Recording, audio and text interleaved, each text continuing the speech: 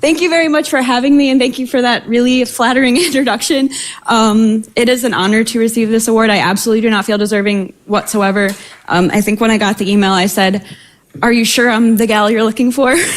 And then even after I got confirmation that I was the gal, I Googled other Cory Clarks to find like plausible alternatives. But there's like a college wrestler from Iowa and a guy who got kicked off of American Idol for sleeping with Paula Abdul and lying about his arrest record. And I thought, maybe him, but he's not a gal. Okay, so it's me. I never had the pleasure of meeting Constance, but I wanted to learn more about her to understand, why was she this person who was so admired by her colleagues? And I was very intrigued by the way her peers and friends described her. So they said things like, she's slyly controversial, that she's willing to vocalize uncommon and sometimes politically incorrect positions, that she's an outspoken contrarian personality, that she's fearless in tackling controversial issues, willing to challenge the conventional wisdom, and my favorite, on a palette of institutional taupe and marble gray, Tansy was a streak of flame red. So you have this impression that she was kind of a badass, like, maybe she was in a motorcycle gang and wore all leather, and maybe you guys really wanted the felon Cory Clark to be here instead of me. But they said other things about her as well, which I suppose portrays a more complex personality of Constance.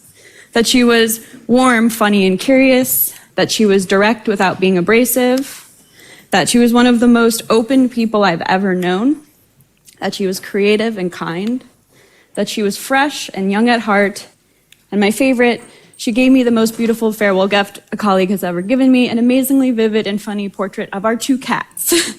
So you have these two sides of Constance, that she's contrarian and controversial and fearless, but she's also warm, principled, and open. And this got me thinking about the way we talk about contrarian scholars and controversial people. It creates this impression that these are like disagreeable people who maybe like to create conflict and controversy for the hell of it. But maybe contrarian scholars are actually these people who are really open, they're really willing to share what they believe is true about the world, and they're these highly principled people who believe in science. So this kind of motivated me to think, do I have any data from my own research that can speak to this question about the contrarian scholar? And it turns out I do, luckily. Very recently, I published a paper just a couple months ago looking at taboos and self-censorship among psychology professors, where I surveyed 470 psychology professors and asked them how much they believe that a set of 10 controversial empirical conclusions are true, and then also how much they self-censor their empirical beliefs in front of their peers at places like conferences, versus are willing to share their beliefs openly.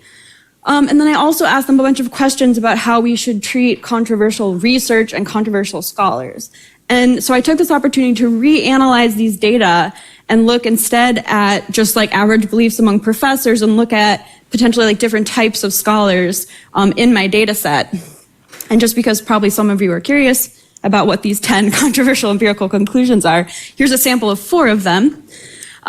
So gender biases are not the most important drivers of the underrepresentation of women in STEM fields. Racial biases are not the most important drivers of higher crime rates among Black Americans relative to white Americans. Men and women have different psychological characteristics because of evolution, and genetic differences explain non-trivial variance and race differences in intelligence test scores. I'm sure, as probably everyone in this room knows, that is probably currently the most controversial conclusion in the behavioral sciences, at least that people will acknowledge out loud. So what I did is I took my data and I categorized participants along 2 dimensions.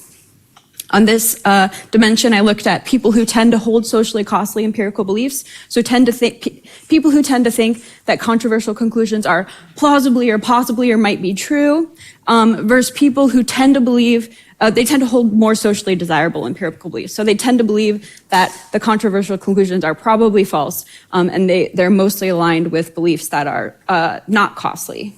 And then I looked at this other dimension of self-censorship. So people who are willing to speak openly about their empirical beliefs would be down here at the bottom.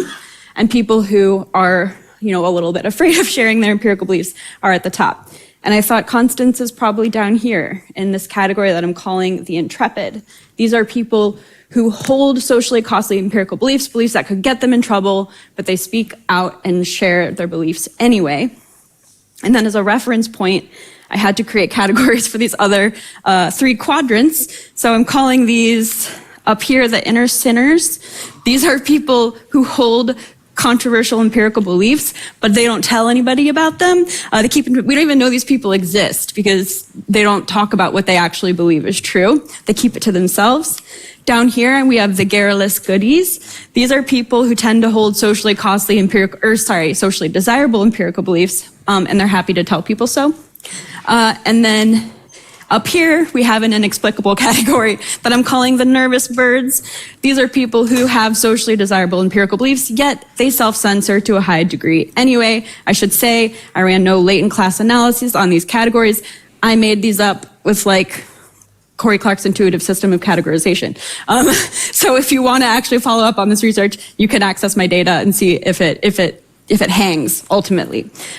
This is just for fun purposes of this talk and curiosity.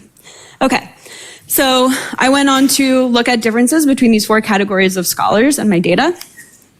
First, here I have, I'm going to show you perceptions that taboo conclusions exist. So this is the belief that there are taboo conclusions, not that they're true, but that there are certain conclusions that have some empirical support that if you mentioned it, you could get punished. Do those kinds of conclusions exist?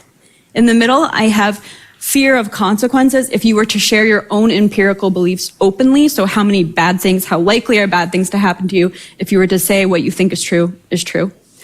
And also how much you want to discourage your peers from studying potentially controversial topics. So what we have here, we see that the inner sinners perceive taboo conclusions as existing the most of all, followed by the intrepid. Perhaps not surprisingly, folks who hold, no, this doesn't work. Folks who hold socially desirable empirical beliefs are less likely to perceive that there even are controversial conclusions in the first place. So people who have never said anything controversial don't perceive that there are controversies. For fear, we see a kind of interesting pattern where, not surprisingly, the inner sinners are the most fearful. But we see the intrepid have about the same fear as the nervous birds. You're like, well, how can that be? They're nervous birds. But the nervous birds hold only socially desirable empirical beliefs, whereas the intrepid hold socially costly empirical beliefs, and they're equally afraid of sharing their beliefs openly. And the intrepid are more likely to be aware of the fact that there are conclusions that can get you in trouble, and yet they're not as fearful as at least the inner sinners.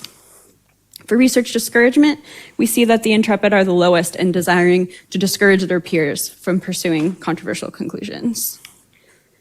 Here I have support for retracting papers, and I just broke this down into 2 categories. So here I have support for retractions on the basis of data fraud or research errors that alter the primary conclusion.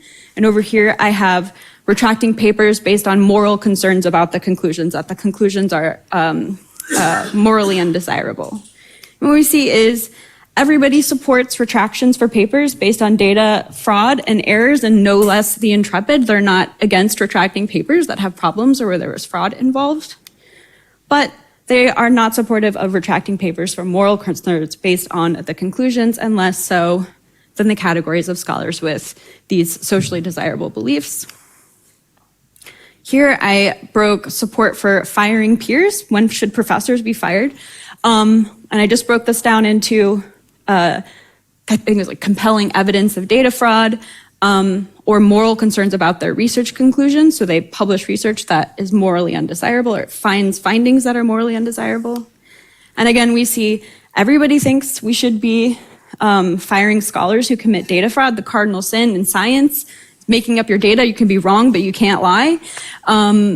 It's not that the intrepid are against scholars being held accountable for their research. It's that they can't commit data fraud, and that's what people should be fired for.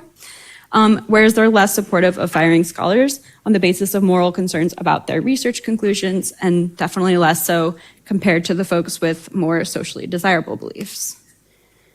I looked at support for actions against scholars who forward controversial research conclusions. So what should happen to people when they publish something and the conclusions are very morally undesirable. And I broke this into two categories here. Two, over here I have normal scientific criticism, so publishing replies and commentaries and critiquing their work. And over here I have all other kinds of punishments, so things like ostracizing them, publicly shaming them, disinviting them from talks, labeling them pejorative terms, not publishing their papers even if they have merit, not hiring them even if they're the most qualified applicant. And what we see is, if anything, the Intrepid are the most supportive of scientific criticism of potentially controversial claims. So they're not trying to give controversial claims a free pass and say, let's just pump controversy out into the world, who cares, the credibility of it. They are highly supportive of criticizing those findings, critiquing them, and making sure they're high quality. But they're the least supportive of all other kinds of punishments, the kind that are attacking the reputation of the scholar and not the quality of the data itself. I asked scholars, professors, should scholars be free to pursue research without fear of institutional punishment for their conclusions? This one's a little different. They had response options: no, it's complicated, and yes. And on the y-axis is the percentage of people who gave each response. Something a little bit different here. I see that actually it's the nervous birds and the Intrepid are particularly likely to say, yes, scholars should have complete academic freedom, whereas the garrulous goodies and the inner sinners are more likely to say that it's complicated. I also asked, I wasn't going to go to whatever you saw it. I also asked scholars if pursuit of truth and social equity goals come into conflict, which should scientists prioritize? And again, here we see that the nervous birds and the Intrepid say truth, and the garrulous goodies and the inner sinners are more likely to say that it's complicated. Okay, so I think we often refer to controversial scholars as controversial, contrarian, heretical, heterodox. People often self-identify as these terms when they're controversial scholars. I think I even on my website say I'm a contrarian because I disproved the existence of Santa when I was 7. So we are willing to lean into these labels, but I think this misses really perhaps the more important distinction about these kinds of scholars, the one who will say controversial things out loud, that they're really just committed to scientific principles. They believe in the rigorous pursuit of truth. They are supportive of harsh scientific criticism, but not ad hominem attacks. They think science should be evaluated on the basis of its merit and not the social desirability of the conclusions. And even more than that, they're willing to prioritize science and truth above their own reputations. They're willing to pay a bit of a personal cost in order to stand up for the institution of science. I think ISIR almost certainly has and almost certainly needs higher numbers of the Intrepid than other disciplines in psychology. And one reason I know this is that prior to surveying this larger sample of psychology professors, I interviewed 41 psychology professors or PhDs in psychology because I wanted them to explain to me using their own words, what are the controversies in your discipline? What are you afraid of happening to you? What should happen to people who do these kinds of things? And the very first thing I asked them was, are there empirical conclusions in your field that are off limits in the sense that if you reported data supporting that conclusion, you would be formally or informally punished, shunned, or ostracized by your peers? 90% said yes. I then asked them, what is the most controversial, the most taboo, off-limits conclusion in your discipline? 86.8% mentioned group differences.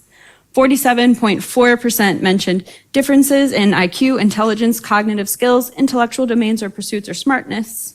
Another 44.1% mentioned differences in other domains, such as school and academic performance and educational outcomes, work and occupational performance, self-control, criminality and police contact, mating behaviors or attractive professions, socioeconomic status, violence, racial biases and hate crimes, general abilities and competencies or general achievement, any socially or societally valued outcomes or traits, or any unipolar behavior outcome where it's easy to assign a good and a bad end. So essentially, half of the people said differences in intelligence, and half of the people said differences in things that are predicted by intelligence, for the most part. Not all of them, I think, but you guys would know better than I would. So almost everyone said intelligence differences. And I also actually asked this question, like I went on and said, okay, what's the second and the third?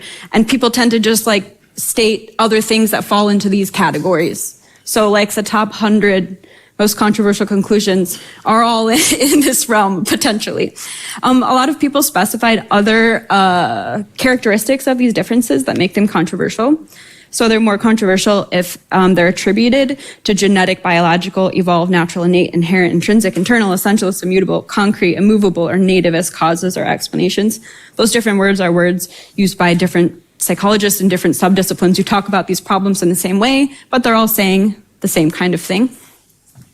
And many scholars contrasted these off-limits explanations that you're not allowed to provide with the ones you are allowed, which are society, social environments or socialization, structuralist frameworks, discrimination, oppression, trauma, bad schools, nurture, blank slatism.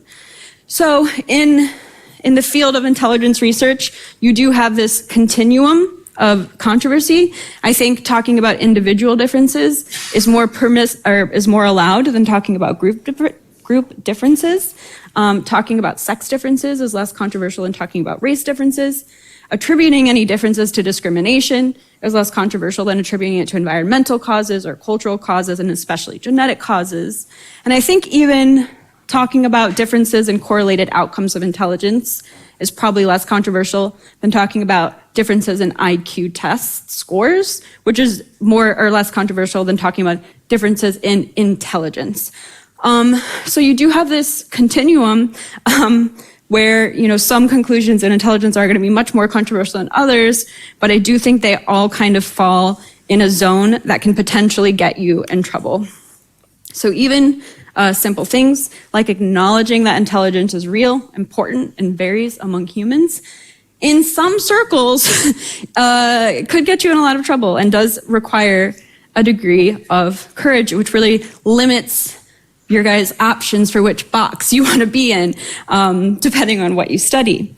And I think the Intrepid are relatively rare in academia because academia primarily probably selects for like intelligence and ambition and conscientiousness. You have to perform well on your standardized test to get into a good grad program. You have to be relatively hardworking and ambitious to publish a lot of papers and get the good jobs. And I think because we're selecting for these highly ambitious, career-oriented people, we're probably also selecting for folks who have relatively high reputational concern and are very protective of their careers and their personal reputations. And this in turn probably selects for conformity and cowardice. Now I know we did learn yesterday from Kayla's talk, I don't know if she's here, that apparently intelligence is associated with less conformity. So maybe there's a little bit of a buffering effect there.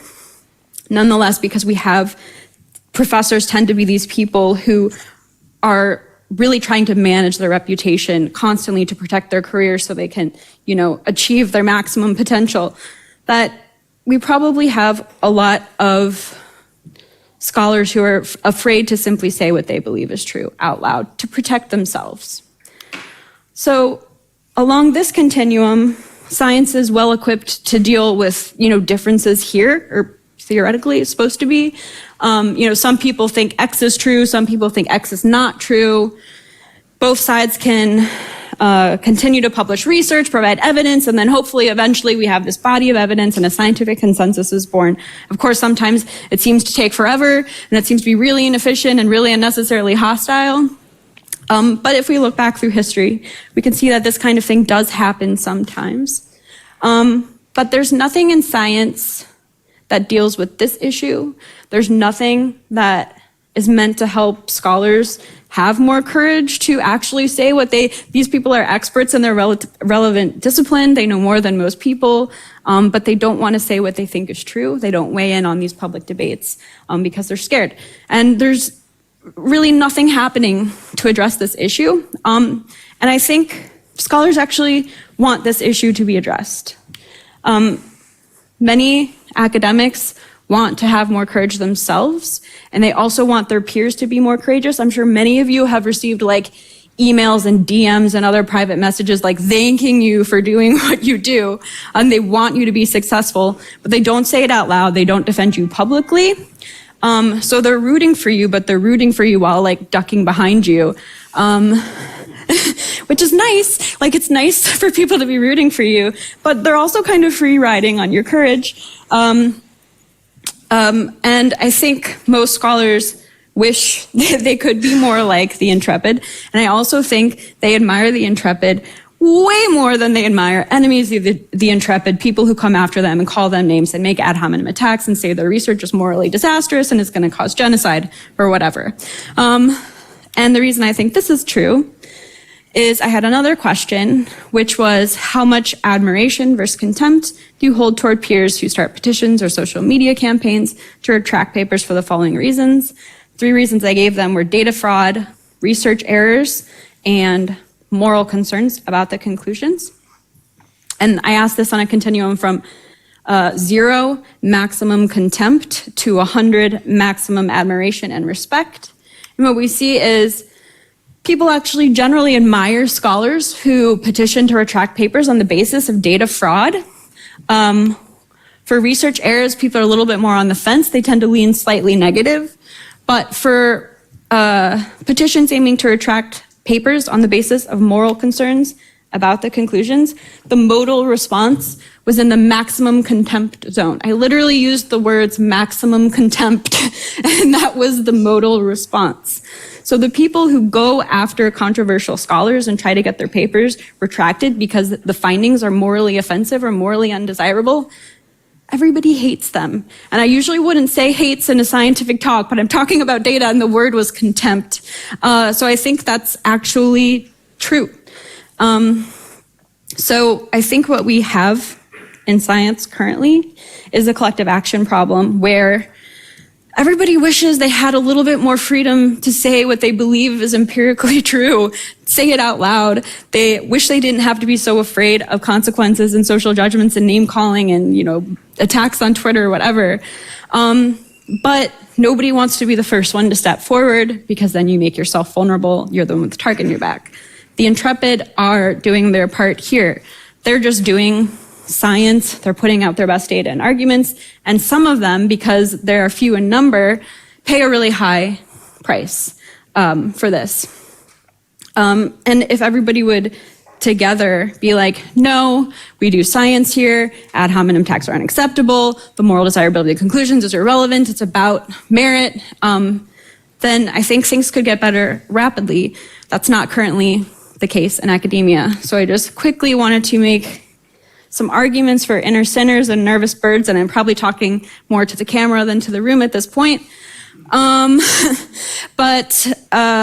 all you guys have friends probably in these categories, I'm sure you do. So some arguments for these people to maybe put their mind at ease, and I say here, at least the tenured or the job secure ones, because what I also see in my data is that tenured professors self-censor just as much as untenured professors, and they're just as afraid of all consequences. Why is that? Why could that be? And again, I think it's because professors have high reputational concerns. They're not that afraid of getting fired, actually. They just want to be universally loved, They want people to like them, and that's what people are actually afraid of. They're afraid of not being universally loved, and some people calling them mean names on the internet. Okay, so a few arguments. First, speaking openly about controversial views is often not as socially costly as it seems. If you have hundreds or even thousands of people calling you a name on Twitter, that's only hundreds or thousands of people. There are a lot more people in the world. And I think in the privacy of their own minds, way more people are thinking that those people are the assholes and not you. So it might feel like everybody hates you if a lot of mean people are saying, but not everybody hates you. It's actually a very small minority of vocal scholars that nobody takes seriously and nobody likes. 2,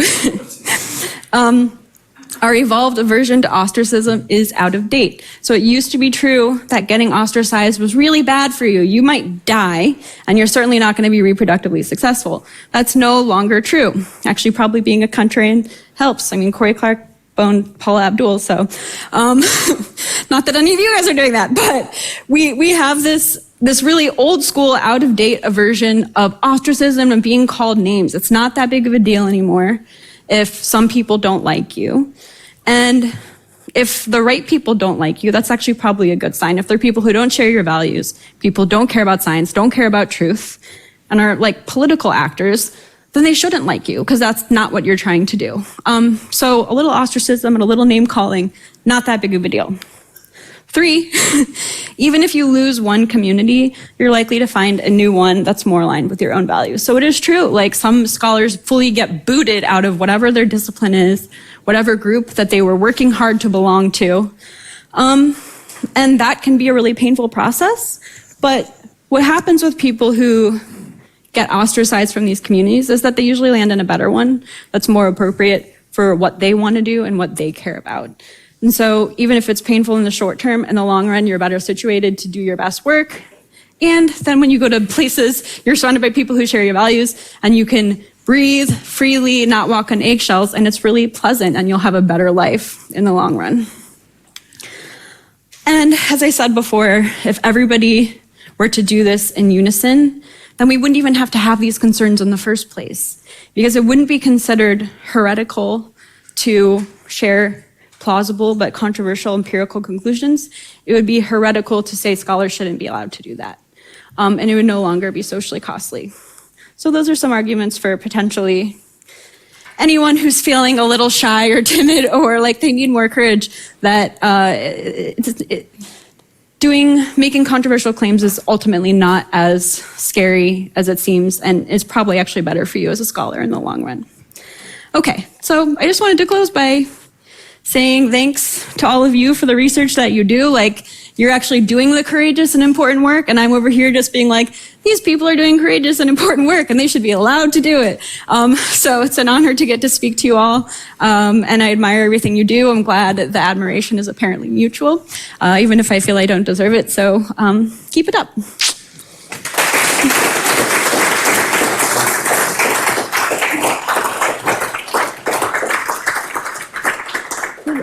Thank you very much for this impressive talk.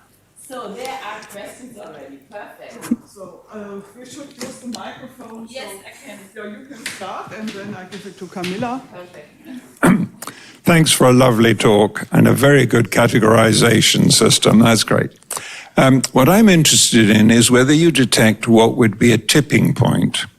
That's something which really is crucial in social change. Yep. You're identifying collective cowardice and collective ignorance as well, because if all the cowards got together, they'd find they were no longer cowards. Mm-hmm. So in these very interesting interviews you did you get anything which saying, well, if such and such happened, then I might change or see it differently? So that's what I'm looking for. So I do think there is a tipping point. I don't know what it is. So you're right, like with preference falsification, the idea is that the potential is there for like radical and actually pretty rapid change, because so many people are lying. And if just a few people got a little more courage, well, then maybe a few more would, and then a few more would, and a few more would, and then you wouldn't need courage to say the thing anymore. So I think that can happen. I have no idea what that tipping point is. Some people say that the tipping point has tipped, it's passed, and we're on our way out of this. I'm not sure. I think it's possibly true. But no, I couldn't give you a precise number. I do know that I have a lot of, and sometimes it's hilarious, it's like scholars from different or from the same institution, and they'll like message me privately, and I know that they both are like secretly, they're the inner sinners. But they don't know each other are, so they're like scared of each other. And I'm like, you guys are on the same team, and if you would just talk about it, you would know. So there's a lot of that going on. But yeah, no, I agree with you. There's a tipping point. I don't know where it is, and I don't know if it's inevitable at this point, or if we're still having an uphill battle. Yeah. Yeah. I have two comments to make. They're very different. So someone who probably is in that Intrepid category, not knowing that she would fall into it at the time, I would say that it isn't just the words that hurt you, it's the blackballing. And that's where the consequences are. And people who speak out do not get awards. They're not given certain positions, and recognized.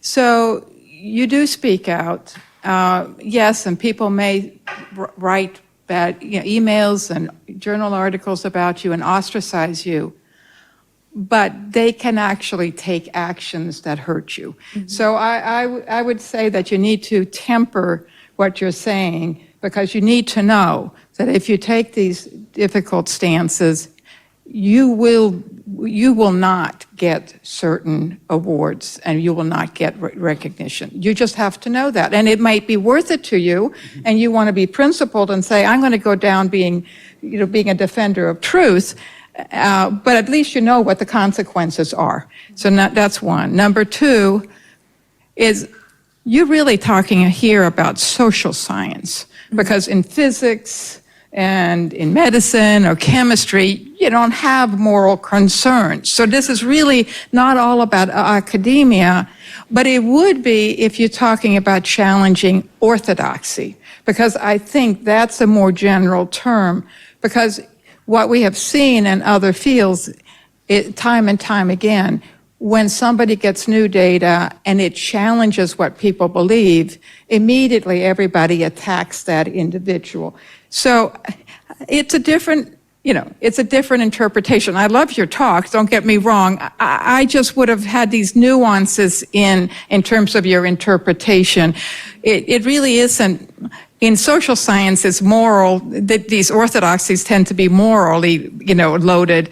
But in other areas, it's just people who've made their reputation on that this theory in physics works, and then somebody finds out it doesn't work. Well, the common person goes, okay, fine, I don't care, it doesn't affect me. So I just think that's how I would have reframed it. But thank you. Yeah, no, I agree. And when I talk to young people, I tell them they absolutely have to be aware that you are going to be paying a reputational price. And yeah, you're not going to win awards. I don't know how important winning awards is, but you're going to have challenges that other people don't have to have, or that other people don't face. So you have to decide, I care more about this than I do about that. And then you make that decision for yourself. Either you do or you don't. And then with the... It could affect your salary. Yep. It Yeah. could affect your promotions.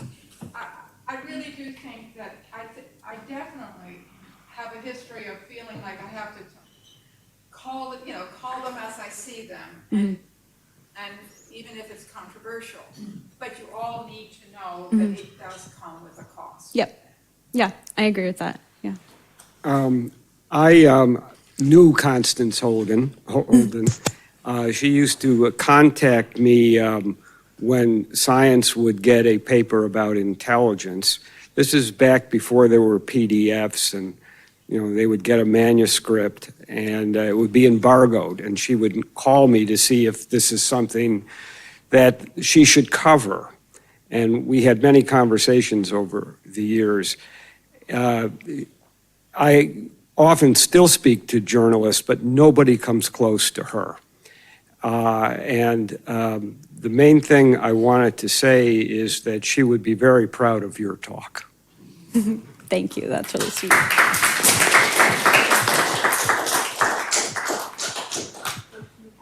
Yeah, great talk. I think it's really interesting. Oh, sorry.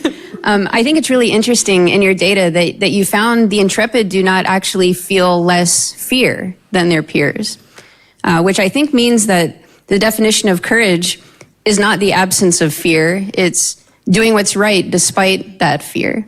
And I wonder if you think it might be overly optimistic to think that that particular constitution can be learned, or is it that leaders are born and not made?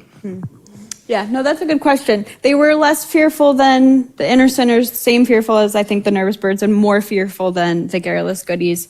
They do have more to fear too. They literally have more to fear. But yeah, no, your question is, like, is there anything that could even be said to people to give them courage? And maybe there isn't. That's a real possibility. But I'm pretty sure there are a lot of people who are on the fence and they like need the nudge. And I think the nudge could be, even if the nudge can't come from anything you could say to them or anything you could convince them of, if other people can be, then it's going to be the accumulation in the numbers that's going to, because it makes them not have to have courage anymore. So that's kind of my hope, is that if there are some people who can be pushed over to the edge and then the numbers shift and then that gets them more, then that's like the sort of formula for the change, even though of course people can't change who they are. Yeah, I agree with you. Yeah, thank you. I was wondering about the self-censorship, especially in the context of some of the controversial issues that you brought up. And I was thinking, if I accidentally found some evidence that spoke, say, in favor of race differences in working memory capacity, I'd think twice about publishing that, not so much for fear of my reputation, but for fear of the political consequences that it could have to publish that. Because once it's out there, I can't put it back in the bottle, and I know it could be misused by everybody pushing a racist agenda for decades, right? So there is a certain, at least there is a reasonable argument for self-censorship about some of the issues that are controversial, not for scientific, but for political reasons. And I was wondering whether this line of reasoning ever came up in your interviews, for instance. Yeah, so I have another paper that's related to this paper called something, pro-social motives underlie scientific censorship by scientists. And it's precisely what you're saying. It's that many scientists support suppression of scholarship because of just genuine concerns that certain science can cause harm. Now, there are like empirical assumptions underlying those claims that have not been tested, and so I don't think anyone can know for certain that that's even the case. And then I also think we haven't considered the empirical costs, or rather, like what would be the cost of suppression of scholarship. We can't control everybody. You know, the truth has a way of coming out, and now there's actually a literal conspiracy happening in science trying to suppress that truth, and that could be really bad too. And so I think like scholars who want to forward that argument and say, no, sometimes we should be suppressing science on the basis of these concerns, like should do the work of proving that there's only one way to stop the bad thing from happening, and it's to suppress the research. And that won't have worse consequences than the consequences I'm afraid of. But those are questions that we don't have the answer to yet. But I understand the concern, and I especially understand it in like certain disciplines like gain-of-function research.